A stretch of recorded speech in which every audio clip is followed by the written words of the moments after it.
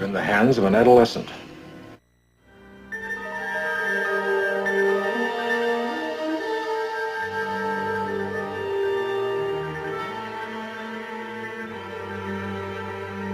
mystery. I don't like mysteries. Your bellyache. I gotta kill you right now. Aye, sir.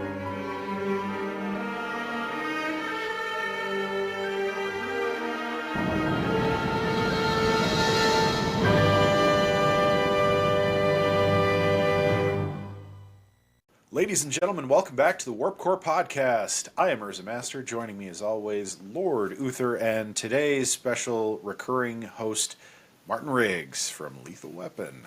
Welcome, Riggs. I am looking very much forward to talking today's episodes. We've got a couple of barn burners from Season 2, Star Trek, the original series. We are talking The Apple and the Doomsday Machine.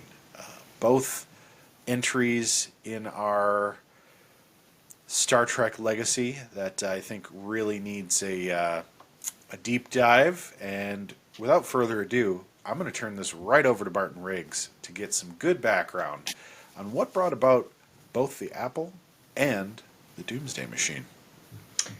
Thank you, UrzaMaster. Thank you, Lord Uther. And thanks to all you Trekkies out there who have stayed the course through what is now 46 episodes of the Warp Core. We are approaching the magic half-century mark, and you won't want to miss our 50th and beyond as we continue our course through the classic original series of Star Trek, showing how the echoes from the past have been able to influence the Star Trek we know today and for tomorrow. So thank you once again for being on this journey with us. Hopefully not a 5-year journey, but you never can tell. Go ahead and click subscribe for however the duration is. Make sure that you're with us here at Pending Rebrand and that you don't miss a photon torpedo or a transporter accident here with us on the show. We're going to start on October 13th. 1967. It was a Friday the 13th, in fact, in which The Apple premiered. Returning champion Joseph Pevney. This is actually his first episode this season. It won't be his last. As you know, he and Mark Daniels are tied for the most episodes directed of the original series at 14 apiece.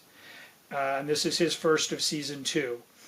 The writer was credited for Max Ehrlich, but showrunner Gene L. Kuhn also had a strong hand in crafting, shaping, and reshaping this episode as it moved through production. Ehrlich was a reporter, started off as a journalist, was also a novelist, he was a playwright, he worked in audio dramas and shows and radio, he did TV, he did films, so an all-around journeyman through various media here in the 50s and 60s. This episode also featured the recently departed David Soul, who was Hutch on Starsky and Hutch, and we recently lost him this past week. But he played one of the inhabitants of the planet we spend our time on in the Apple. He played Makora, a young man whose eyes are opened to the game of love. So it is Makora. He's not the leader of the tribespeople, but he is the next highest in the pecking order on both the call sheet and in terms of screen time. So look for Hutch before he was prowling the streets with his partner Starsky as the Makora again. And this is the only episode of the original series to reference the possibility of the saucer section being able to separate from the ship. And Gene Roddenberry obviously took notes, and when he relaunched the franchise in 1987 with Star Trek The Next Generation, he made sure we got some saucer separations, which would later pop up in any number of episodes and tragically, the big screen Star Trek Generations, in which it proved to be the end of the Enterprise E. Okay, so where to begin with the Apple? And I suppose the title is probably a good giveaway, but myself, the first time I'm experiencing this, it only slowly dawned on me where we were going with this. I should have found it much sooner, but it was a fairly clumsy attempt to redo the book of Genesis in sort of a Star Trek mode. Now, I'm not saying that's not a terrible idea conceptual, and in fact, I think the Apple, as speaking from a writer's perspective, I think it probably read really well on the page. Star Trek, after its live-action run in the late 60s, turned to animation, something I'm sure we'll be discussing in future Warp Core podcasts. Please subscribe so you don't miss out when we cover the animated series. But they took those scripts for the animated series, in addition to creating interesting half-hour television fare, they put them in books, in paperback books, and not as script form, in actual prose fiction form. And there were 4 or 5 of these episodes per book, and you could check them out of your local elementary school or municipal library, as I did. And they would always read, you could always fill in the imagination, even if you hadn't seen the episodes, with what you were reading. And I think that's how the Apple was probably best experienced, because it's one thing for Spock to say, look at the ancient technology on display here, Captain, fascinating. It's so structurally sound and so forth. And then to realize that when we see it visually, it's a papier-mâché head of a giant serpent. And I mean, there's no buts around it. I know we're in 1967, but even for Star Trek having to wrestle with the limitations of the era and the limitations of the studio bean counters, it's a pretty phony looking visual, sort of, that the show can never really recover from, and it just progresses on a downward spiral, even after or before that revelation. But if you're reading it, and Spock is describing this ancient temple that they've discovered that houses a supercomputer that is running life on the planet, you can say, wow, that sounds really cool. It's just that they didn't have whatever they didn't have in order to realize that in such a way that would have been remotely authentic or plausible for me. And here is where it also probably read better, because the fundamental philosophical underpinning of this episode, classic Star Trek, and in fact is a great theme as sort of characterized by Bones and Spock's ongoing argument. What's best for this society? Is it to bring them into modernization and allow them the ability to love and to express leadership and so forth? Or, as Spock said, they appear to be happy, even if they are in thrall to an artificial intelligence and basically they haven't aged or expanded in millennia. Like, is it right to interfere with the cultural development? Do we know best as humans, as the Starfleet, as the crew of the Enterprise? Do we know better than their position? And that's really the first jumping off point, I guess, philosophically for these Warp Core crew members assembled with me, is, do you take Bones's argument, or do you like Spock's coolly logical assessment of the situation? Obviously, Captain Kirk makes his own judgment, and ultimately that's how the episode develops. But do you see a way in the alternative, an alternative factor, if you will, in terms of all of that? Because it's a provocative premise no matter what. The clumsy biblical allegories aside, and I'm going to vent a little bit more on that in a moment. But let's talk just, where do you come down on what's best for this society as exemplified by the crew arguing over it? Yet another flagrant violation of the Prime Directive by Kirk and the Enterprise. Yeah, I'm with Spock on this one. Frankly, I think something like it's the core value of the Prime Directive. Let a society be, live and let live, and there really was nothing wrong with letting that be so.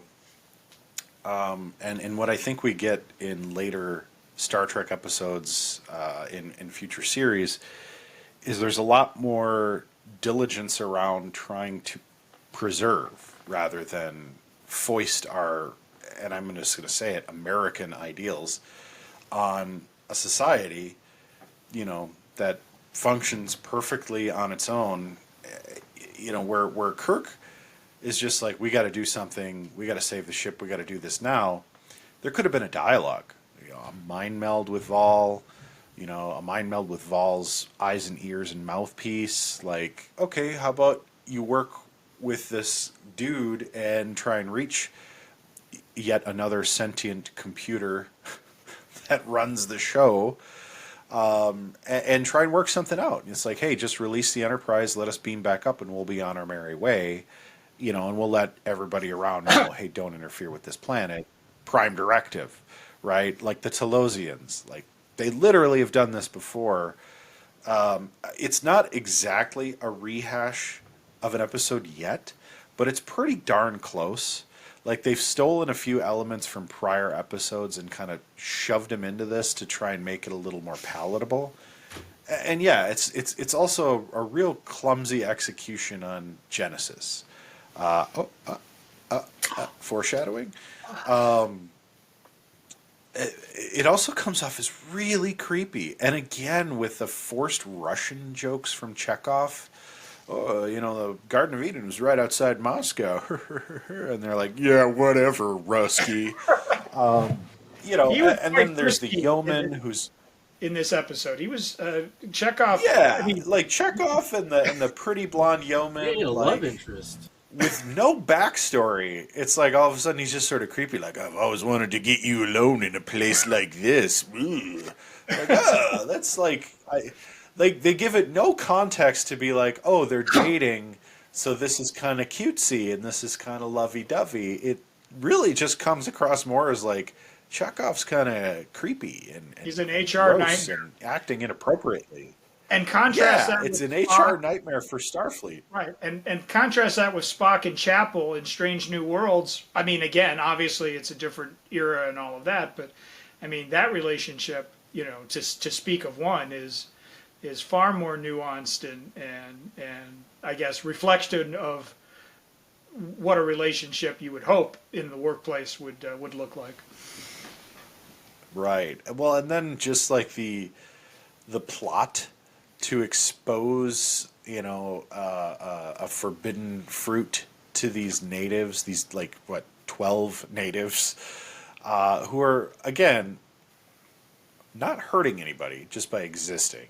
And then, how quickly they sort of fall into it. Like, okay, all right, you basically kind of got their blood flowing, and it's like, this is a little, okay. Like, I can kind of get it, but there's also the side of, like, they're feeding a giant robot food. They don't ever explain how this is powering this weird power source. Like, is it a end of Back to the Future-esque, nuclear reactor where you dump food in and garbage and it turns it into like some kind of a fusion energy? Like, there's not enough science here to really validate what's happening. Let alone, like, why didn't they try using the phasers on it way before? Like, oh, there's a force field. We've got to break the Enterprise free. Shoot the damn thing. Like, I mean, I don't know. And then why kill it? Why not just drain it enough to be like, hey, we have the capability, and then try to reason with it. Be like, look, we don't want to disrupt your society. We have a prime directive. You clearly have the power. You can instruct your followers to just simply forget about all this, and move on with their lives as is, and this can all be one nightmare that's just over, which I think is what we would see in a Next Gen episode, or a Voyager episode, or a Deep Space Nine episode, or Strange New Worlds, frankly. But I speak from a modern lens, right? Looking back at this episode, it does actually do a decent job of kind of getting that message across if you forget all about the Prime Directive. If you come at this on a weekly episodic basis, maybe this is the first time you've ever watched Star Trek, you could be entertained. So there are a lot of elements to this that are intriguing, and it does feel very Star Trek. So like it's not a total loss. Spock is very logical. You know, he gets hit with lightning in the back, and he's just like, "You have a knack for understatement, Doctor." Like, he comes across cool, logical. They got the interplay of the big three is on point. The exploding rocks, I thought, was kind of a neat idea. It's a little cheesy. You can tell they're just foam core, but it was cool. You see red shirts die. You get the classic Kirk overacting. 4 red shirts. I mean, I'm not... Yeah, 4 red shirts. You basically lose, like, a good chunk of the crew, you know? Yeah, 1% of the Enterprise's complement is lost on one mission. Like, that's a big deal. But, you know, it's not like there wasn't some good bones here.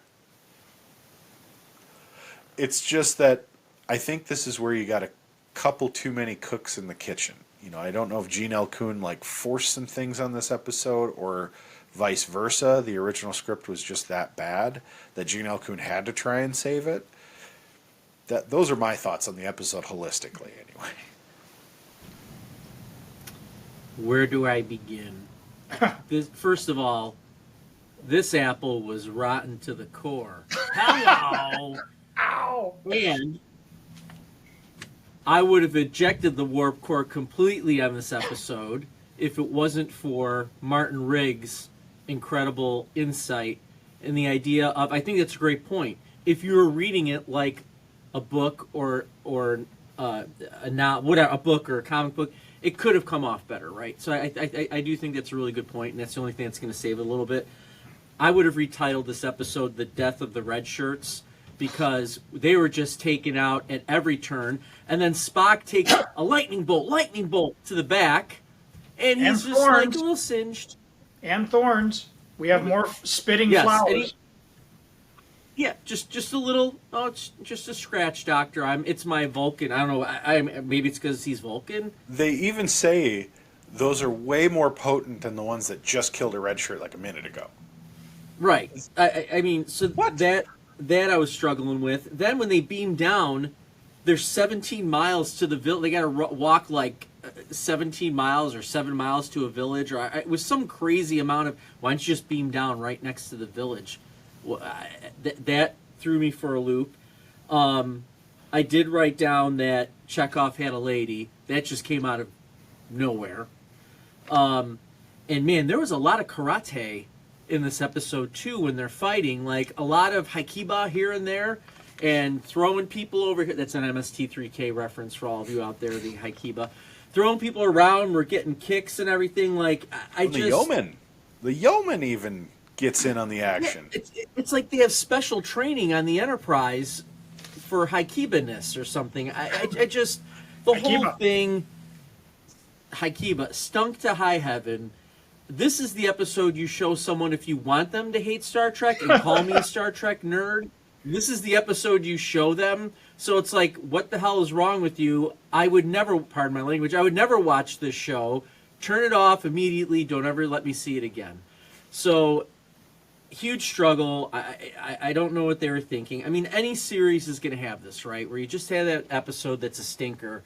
But this is like a stinker times 5. I usually never walk away from my tablet while I'm watching I walked away multiple times to do things and just kind of listen to it, because I think as Star Trek and Star Wars fans become, like, you literally become invested in an episode. You want to watch it. You want to see what's going to happen next. It continues to build on the story of the overarching story or just what's going on in the episode. And this one just has zero relevance. Like okay, that's my rant. I don't.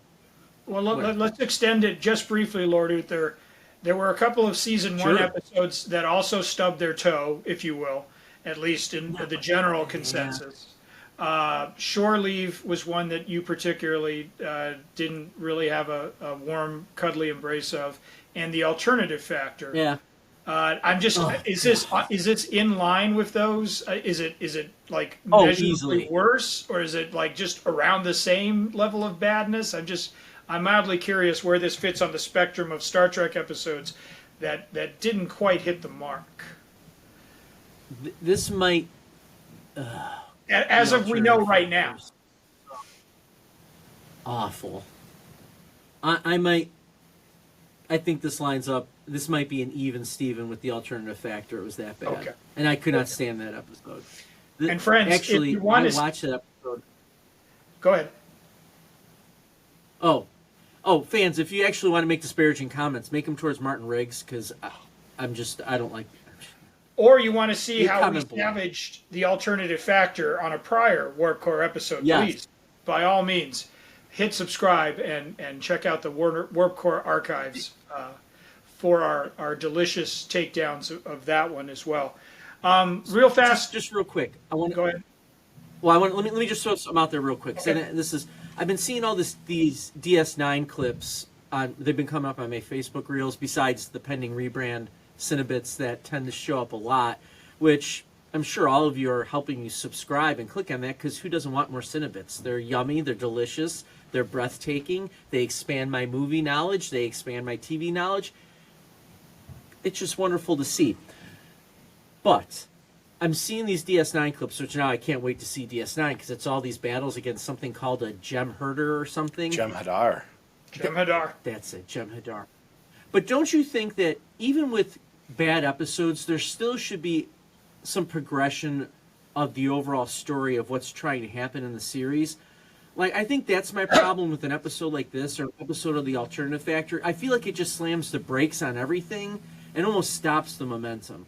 So I don't know if I'm imagining things, if anyone wants to comment on that, or we can let Martin Riggs keep going. But I think that's, I guess I'm giving more context to why I don't like some of those episodes, because it doesn't further the series along at all.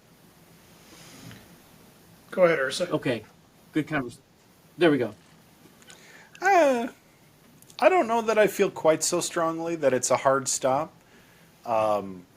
I think that's why we get the little denouement moment right at the end of each episode with a little burp, burp, burp. I do think the one redeeming quality is that you get the Spock and McCoy difference of opinion, philosophical debate. And that is something that comes up time and time again, not just in the series, but in the movies.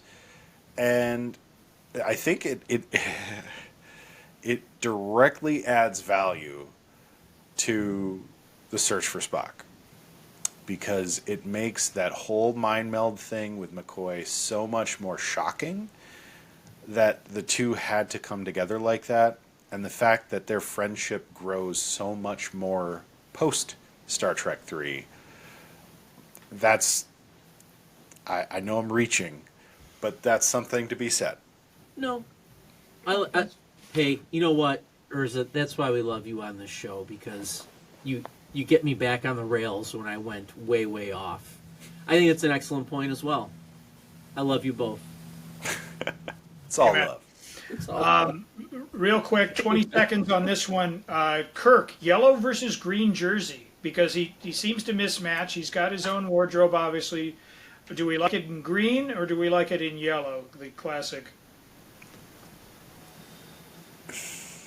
I kind of prefer the green. I think the green works better. It's hard to say. The yellow feels better, but I gotta say the green kind of works, especially on an away mission where you have a lot of like weird Technicolor backgrounds.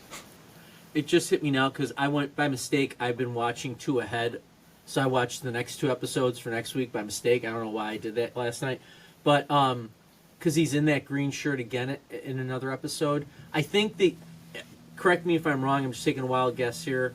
I feel like they were doing that because of his physique, and like, you know, if we're not tearing his shirt off, then let's put a very form-fitting shirt that will kind of show off a Shatner bod in a sense. maybe that's why they wound up doing that, because where's any, like, it seems like there's no Starfleet dress code that he's got to follow. And but he I'm wouldn't guessing anyway. that's why they did it. But yeah, I would go. Okay. And you're right. He would just rip his shirt off at some point and say, "I am Starfleet." So there we go. Well, as long as we're discussing colors and not the 1988 Dennis Hopper Gangs of Los Angeles picture, the natives, I mean, I understand we were going for something otherworldly and alien, but they were awfully orange. I mean, even for, again, 1967 standards. Well, and you could tell that awful spray tan had rubbed off on their costumes, because their costumes were all brown blotches. Like Yes. they just They like, look like they clearly like had some recuts. Bath towels. I'm just like, are they wearing bath towels? I did enjoy explaining murder to a society that was unfamiliar with the concept using fruit. I thought that, yes, if you're going to do that.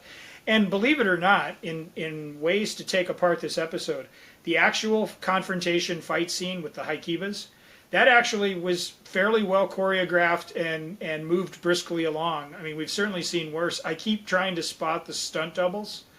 In Amok Time and some of the others, they can be a bit glaring. But here, they were pretty well integrated in terms of that. Like, they had the right angles to disguise it. So we actually did think our crew members were exchanging fisticuffs with these rather inexperienced natives. I do miss Yeoman Rand. I was not a fan of this yeoman, who basically her again, part of the era, I get it, was just basically like saying, like, this whole thing stinks. We can't beam out, sir. And we don't know. I mean, she just kind of complained the whole episode. And I mean, at least in Who Mourns for Adonis, we had, she had utility and agency as like an archaeological technician who could, and then, played, with the Greek god Apollo's feelings in order to save them. But this one here was kind of a whiner, kind of a complainer. Not a fan there. And then I don't want it to be a thing, but just like This Side of Paradise, I think exploding flowers in whatever format, I think we've now safely seen that enough, and we can move on from vicious vegetation as a core. So, and the fact, actually, the best line. You talk. Go ahead. Go on. I'm sorry, I didn't mean to interrupt you. I That's apologize. okay. It just, because it clicked in my head when you're talking about him explaining murder. The idea of Kirk giving like a sex ed course by saying, "You'll figure it out." I mean, it was just adds to the goofiness of the episode overall, where he's like, okay. And that's exactly Sorry, what I I was just about to said- say, in that the holding and the touching are two things that they're not familiar with, which leads to one of McCoy's best lines when he's like, well, there goes paradise. And I thought of Randy McCoy, and just, that was like, oh boy, no sex in this society? Well, there goes paradise. So I don't know.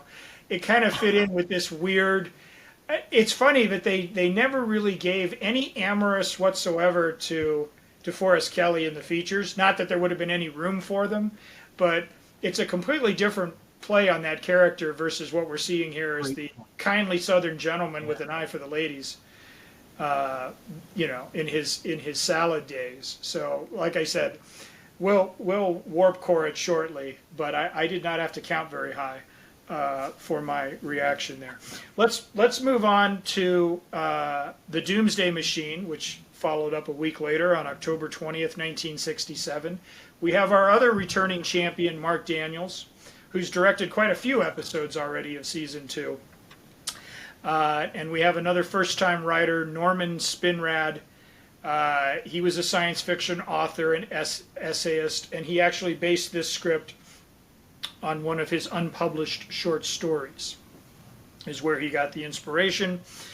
The show was designed as a bottle episode, that is to say, one that could use existing sets and save time and money. Now, that's in contrast with a lot of the elaborate visual effects, which were digitally touched up by Paramount a few years ago. I don't know what the original 1967 edition quite looked like, but you can tell even with whatever effects they were using at the time, there was quite a bit of cutting to blasting the Doomsday Machine with phasers and trying to evade it in deep space and its gaping, terrifying maw. It reminded me, I was mentioning off camera, it reminded me of one of the sandworms in David Lynch's ill-fated 1984 version of Dune, at least the way that it's reconceived. I've seen production stills of the original Doomsday Machine, and it doesn't quite have that same, dark purple, gaping maw, gaping mouth kind of feel to it. I thought the digital touch-ups did great. I don't think it looks any worse off than a classic Next Generation DS9 Voyager episode of the late 80s, mid 90s. And this show, I mean, this is the wild quality variances of Star Trek. For the most part, we were blessed with season 1 with episode after episode of impeccable quality. And season 2 has been somewhat of a roller coaster ride because we've had, some of the highs of Mirror Mirror and The Changeling, contrasted with The Apple and Who Mourns for Adonis. But this one we're on the upswing. This is a solid, tense episode, augmented with the visual effects, and a legitimate conflict. We've seen it before with Kirk and other ambassadors and other, the miners of Devil in the Dark and so forth. But here is a conflict between him and Commodore Matt Decker. The name calls back to the unfortunate Decker of Star Trek the Motion Picture, Will, who gets demoted and then absorbed by V'ger, spoiler alert. You'd know all this if you'd watched our very first episode of the Warp Core, covering Star Trek the Motion Picture, 1979's misunderstood. Blockbuster smash. Yes, misunderstood. My 7th birthday movie, my seven-year-old birthday movie. But we have Matt Decker, and here's a guy. It's got a little bit of con in him, and what do I mean by that? A singular obsession with hunting down what is essentially the Star Trek equivalent of a purrgil or space whale, if you will, even though it's not a sentient being. It seems to be a technological marvel rather than a natural species. But Decker is consumed, like Captain Ahab, and they never explicitly reference this, but you can definitely see the parallels of wanting to destroy the beast that has left him without a ship and a crew. And I think that the performer, William Wyndham, who plays Commodore Decker, I think he does a fantastic job of making it believable and making him alternate between terrified and vengeful. And I think without that performance and that motivation, the episode probably suffers, even with the great visual effects. And I loved, I believe it was Decker pulling rank early on Kirk, saying that they're going to go and try and, attack the creature, and telling Sulu, giving him the order. And then a great moment for Shatner and for Tiberius Kirk.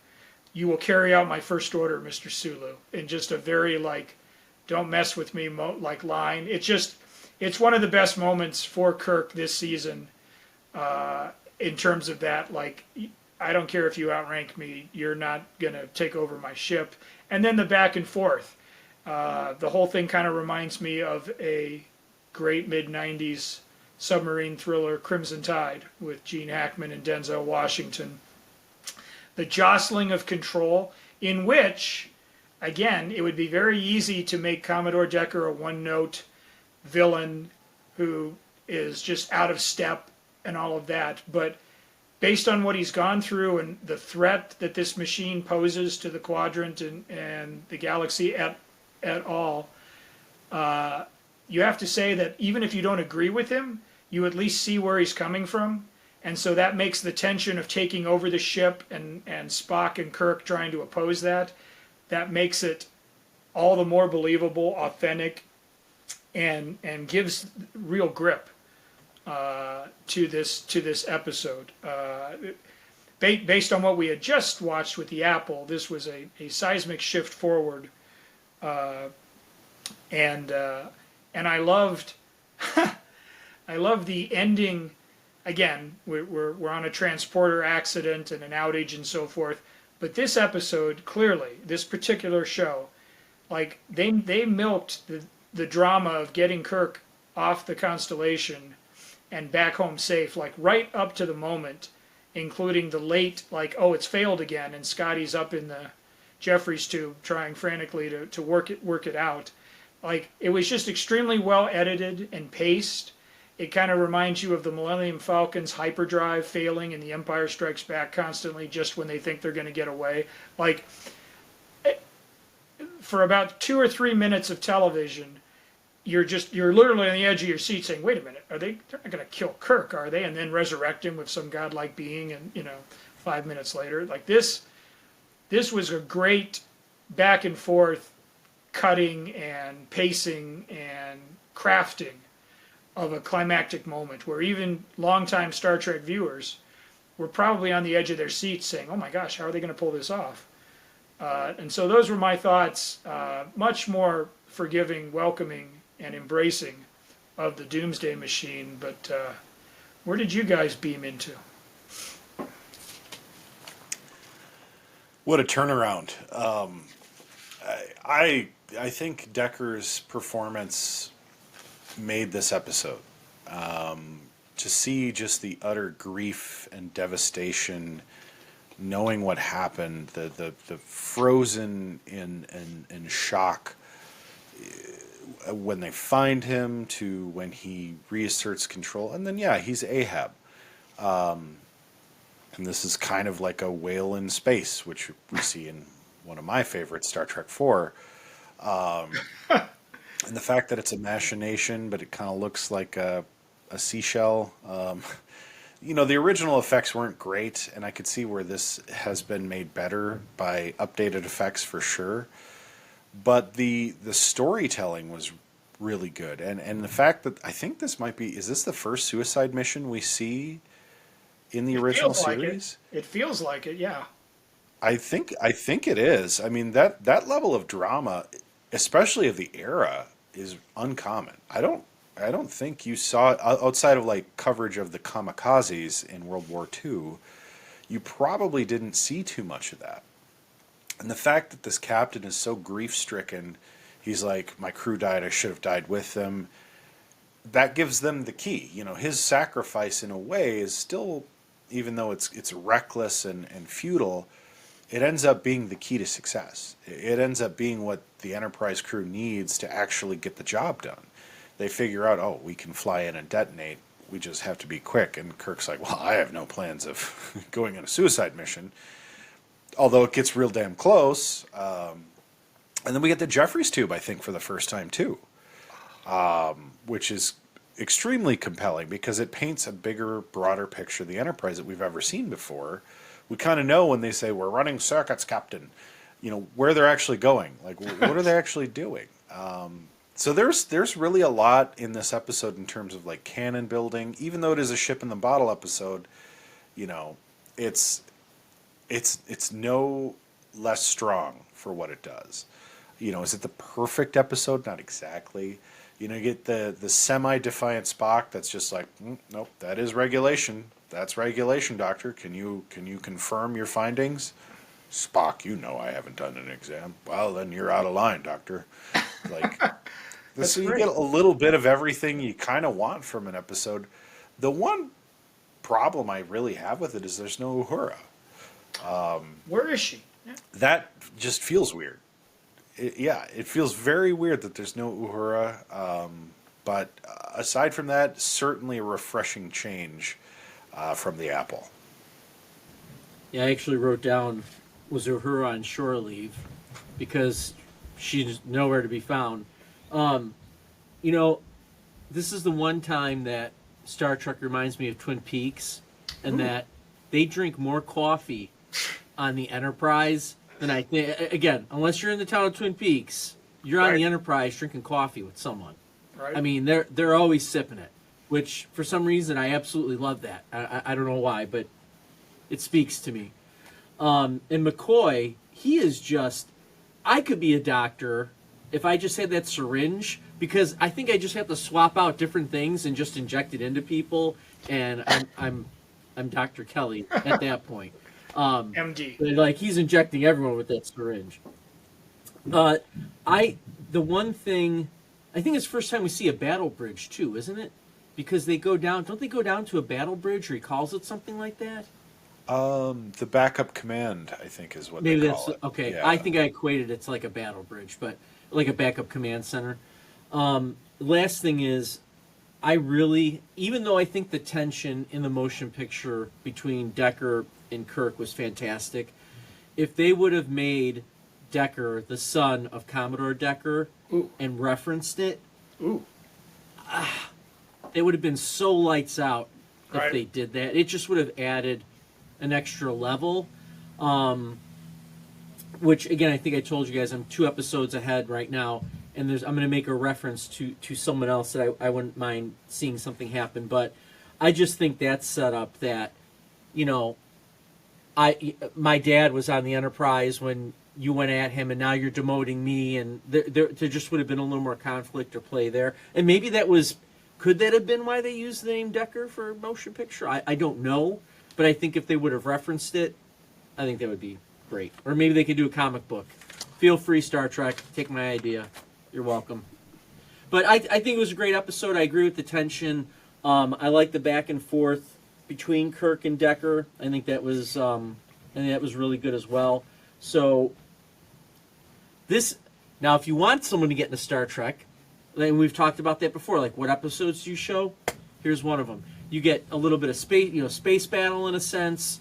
You get the crew working together. You get to see Kirk's excellent leadership presence, and also the respect that the crew gives to Kirk. So, great episode overall. Obviously, you know what I'm going to rank it.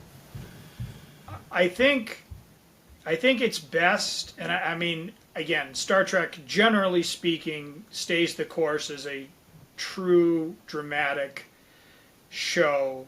Sometimes with action elements, sometimes with, high stakes drama. And I don't remember too many like stingers, little like comedic breaks in this episode. And when they were genuinely earned, like Kirk saying, "Gentlemen, I suggest you beam me up now." Like, the humor was integral to the script, but it didn't overshadow it, or it didn't interfere with it. And like, this episode, for the most part, is one long, unbroken string of tension, of terror, of unknown. Like, is it going to swallow Rigel? Like, how are we going to defeat this thing? We can't blast it, and then eventually the answer presents itself. But I think, there is that tendency, and I know it doesn't personally appeal to maybe the 3 of us gathered here on the bridge, but a shore leave type, or something with the wah-wah, as UrzaMaster points it out, it sometimes can let a little air out of the balloon. And I think one of the reasons this episode works, Balance of Terror works, and other ones that we've talked about, is that it's focused. It's finely honed like a diamond, and it doesn't try to like undercut it with, let's do some silly banter with, exactly, the sound effects not included. And that's what I liked about this, is that, throughout, the stakes were high, and they never retreated from that. And I think they might have pushed 1960s audiences, like I say, this is one of those where they're, gripping the couch armrest, saying like, "Hey, honey, get in here and check this out. They're in real trouble." So that would be my Yeah, definitely. Right. Definitely think that some couch armrests got some cigarette burns from this episode, because As we all know, everybody in the late 1960s smoked a million cigarettes inside their house, Like a chimney. and they were definitely burning down to the nub. That's a bit of a 1960s humor for you, if you will. Well, gentlemen, I hate to say it, but I think this is a great spot to bestow our Warp Core ratings. And I say this for a couple of reasons, because these are not two foundational episodes, I don't think, of Star Trek. And we can expound upon this as we give our ratings as well, but these are episodes that really feel like what we may be used to in later series that ran a little bit longer. These are really just entries into the Star Trek, legacy. They're just episodes, one maybe not so strong, one fairly strong, that tell a good, complete story, give us some more lore to play with, and develop some characters. And I think this is really the first time in the series that they're not reaching for something beyond the scope of things they've already done. So, one, I want to get your thoughts on that. And two, I'd love to get your Warp Core ratings. We'll start with Martin Riggs. All right. Now, I take no joy in coming across an episode of Star Trek that doesn't quite cross the finish line, because I've enjoyed the show. And like I say, a lot of these are my first impressions, even with familiar cast and crew that I grew up with watching on the big screen. So when they don't quite stick the landing or failure to launch, it brings me no joy. However, the Apple is of lesser quality, I think I can say that objectively, than some of the other stronger entries we've had up to date. And I'm not even promising that this will be the proverbial bottom. We may yet still encounter that in our journeys ahead. Starfleet help us if that were the case. But for now, based on where we are in our journey, I would say the Apple is deserving of 2 warp cores. And I think the philosophical underpinnings and the intent was there. I just don't see all of the elements we discussed earlier successfully coming into a recipe that is worth emulating and keeping for future dinners. So the Apple's a 2. Doomsday Machine, a very strong 6, maybe even 6 1/4, if we're going to do like hat sizes and so forth. Just a nice bounce back, a nice self-contained episode that you can, as Lord Uther says, you can show at random, and you can even come in with little knowledge of the crew or the situation or the setup, and still take away a pretty compelling hour of television, enough so that it could make you want to go back, like our current and future subscribers, depending reband, and check out previous episodes of Star Trek and the Warp Core podcast. This is the kind of show that might make you say, you know what, I'm going to watch another one. And hopefully it's not the Apple, or the alternative factor. And isn't it funny how the 2 least regarded episodes, at least from this corner of the galaxy, both begin with the letter A. Curious. Or fascinating, depending on your outcome. So we'll go 2 and a 6 1/4 for this week's installments. Yeah, even those episodes begin with an A, they're definitely not deserving of that grade. I think you're always going to get those stinkers. I just think they're unavoidable. There we Easy go. for you to... Unless you're watching Strange New Worlds, which I can't wait. I've already been seeing some previews out there of sets that are going. I actually think they started filming, or they're really close to starting to film the next season of that. So you're going to have those moments where you have just have a stinker. And you heard my thoughts. I don't care if we have a stinker as long as it pushes the overall story forward. I'm going to give the Apple 2.5. I was going to go 2, but both of you, as always, giving your expertise, on these episodes and throwing a little more in there and elevated it up a half a warp core on that one, because I do think if you just read it and didn't actually see it, you might have liked it a little bit more. Doomsday, man, I'm gonna go 6.5, and the reason why I'm going 6.5 out of 7 is you put Uhura on the bridge, and I'm all in. So I wish I had some context as to why she wasn't there, or even a brief mention of it. And that's something where you just use one line. Like, you literally could have said, somehow, she's on shore leave. I mean, she's in sickbay, whatever. But don't just, to the fans like us that watch it all the time, just not having her there. It's not like it's a checkoff where you could see why he might be there, or might not be there, or something like that. I think you've got to bring that up. So that's why it gets 6.5 for me. Great episode.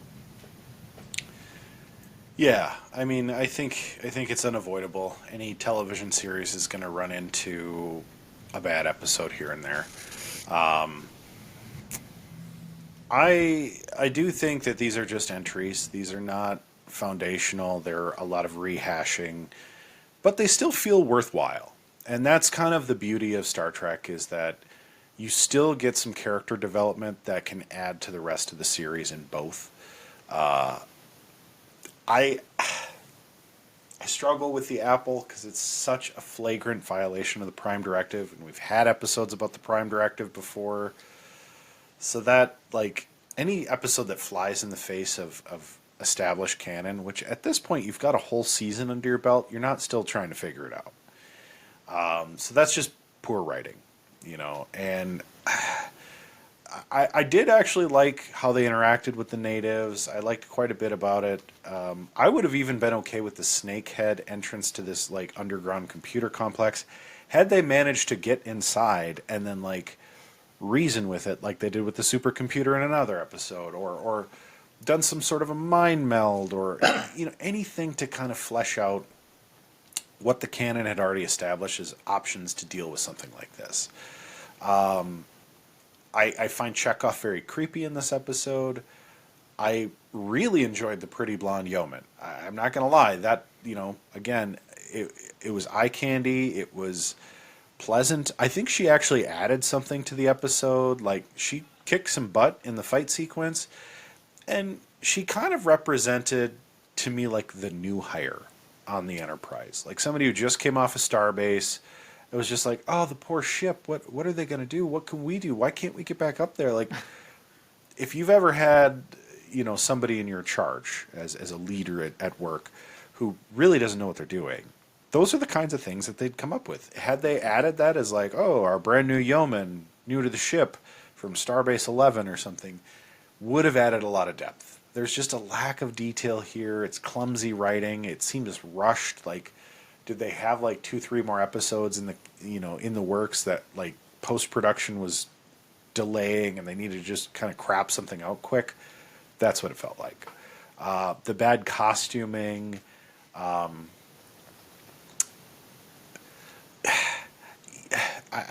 the punch to the face that makes the alien just cry.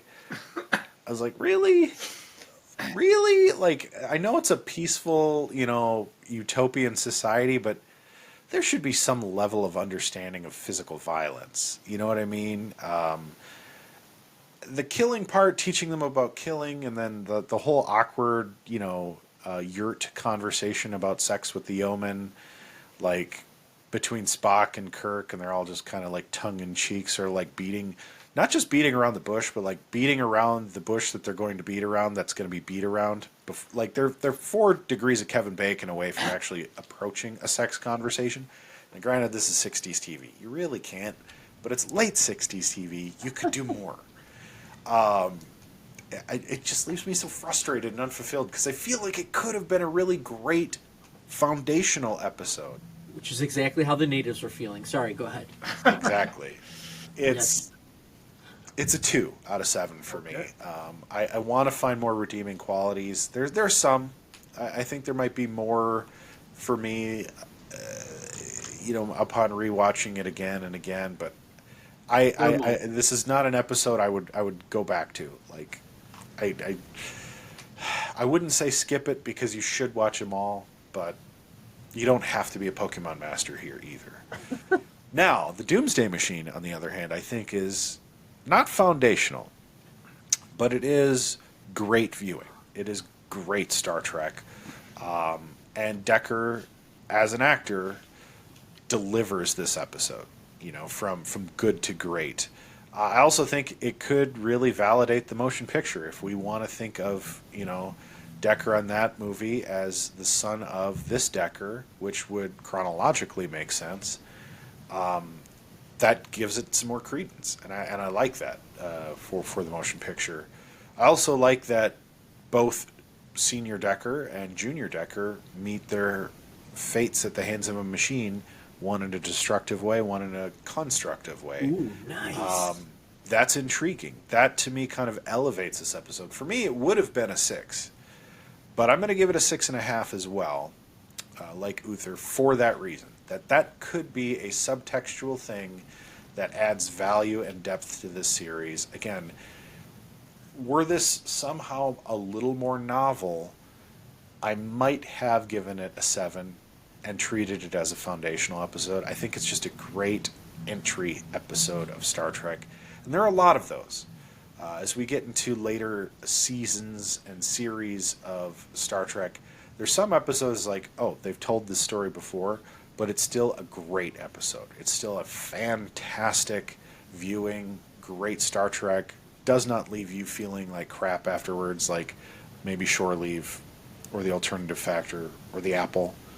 And I appreciate it. Being a childhood Catholic, I appreciate a Genesis story. But I'd much rather have a Genesis story involving Khan than whatever this was supposed to be with the snakehead computer. That being said, we've journeyed deep into space near Rigel, but not quite to Rigel. I hope someday we'll get back to Rigel 7, but there's a slim chance of that.